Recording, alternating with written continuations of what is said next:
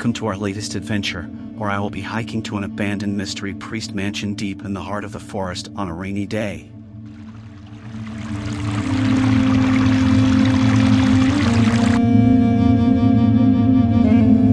Spanish priests would typically live together in a community known as a priory, which was often a large house or building that was owned and operated by a religious order. The priests would live and work together, sharing common spaces such as a chapel, dining hall, and living quarters. They would follow a set of rules and regulations set forth by their religious order, which would govern their daily lives and activities.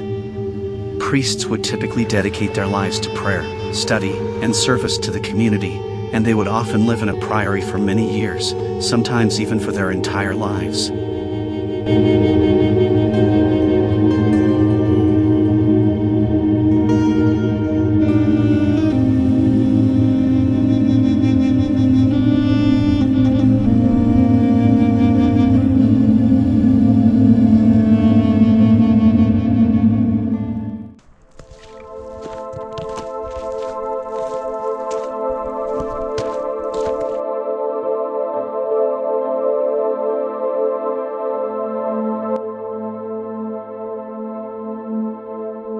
The hike to the old abandoned mansion in the woods was a long and treacherous one. The path was overgrown with weeds and branches, and the air was heavy with the scent of pine and damp earth. As we make our way through the dense foliage, the rain falls in a steady drizzle, dampening our clothes and hair. Despite the wet weather, we push on, determined to reach our destination.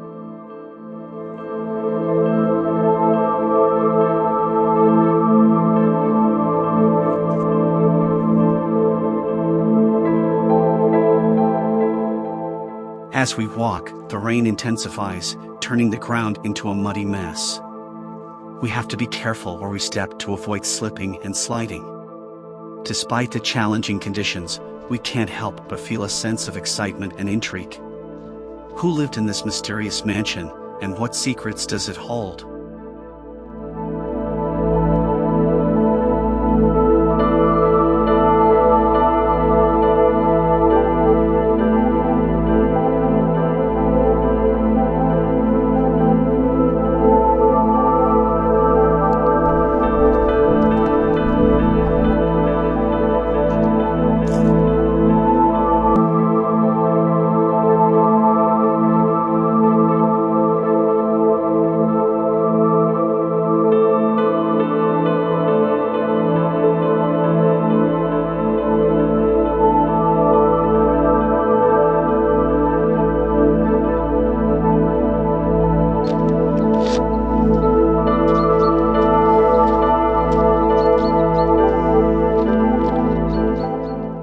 As we make our way through the forest, the mysteries of the environment are all around us.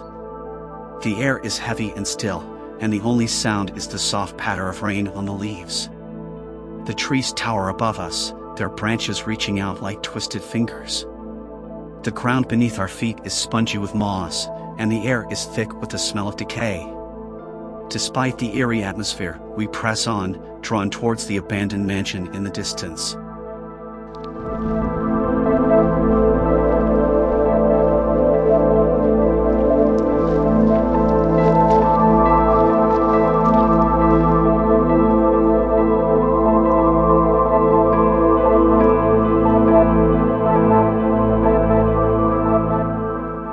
Finally, after hours of hiking, I reached the mansion.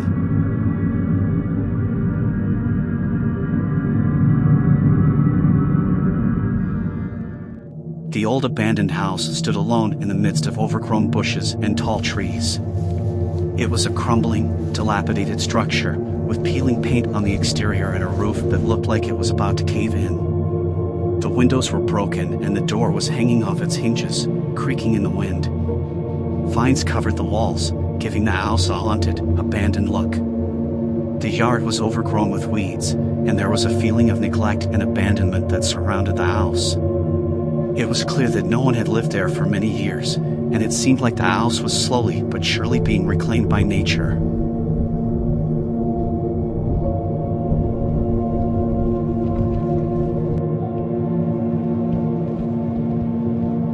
walked up to the front door and tried the handle, but it was firmly locked. I jiggled it, hoping it would give way, but it was no use. The door was securely locked, and there was no way I was getting inside.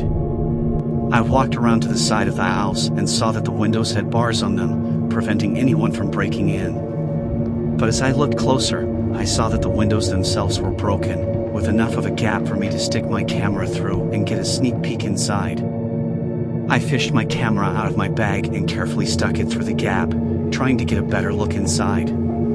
The camera's flash illuminated the room, and I saw that it was empty except for a few pieces of old furniture and some debris on the floor. As I snapped a few photos, I couldn't shake the feeling that I was being watched. The air was heavy with the scent of old incense and the sense of something otherworldly. I remembered what I had heard about this house, that it had once been a home for Spanish priests, many years ago. I took a few more photos, trying to capture as much of the interior as I could through the broken window. Then I pulled my camera back and stepped away from the window, my mind racing with questions and possibilities.